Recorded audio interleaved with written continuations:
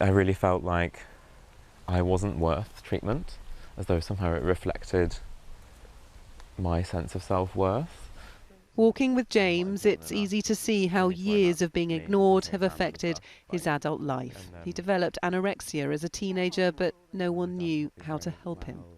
I think one of the reasons why I still struggle with bulimia now is because it took so long to get specialist help.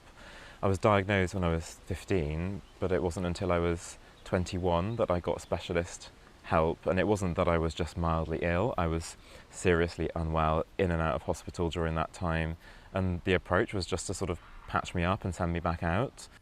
Lockdown has made James's condition worse, and he's now waiting for more treatment. But waits can often lead to more hospital admissions. In 2015, there were just over 13,000 admissions for eating disorders such as bulimia and anorexia. In 2020, those numbers increased by 11,000, a rise of 84%.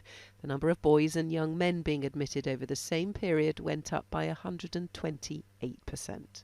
There was a significant pressure on NHS services pre-pandemic.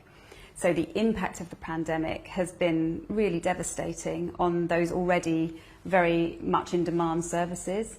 So I think now what we're seeing is people who have become increasingly unwell during that period. So we've had this sort of acceleration, if you like, that I think we're seeing, and the numbers obviously that we're talking about today demonstrate.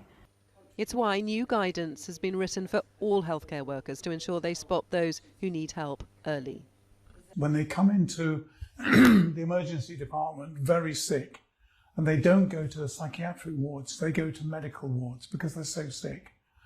And so the physicians who are looking after them have not been educated in how to manage.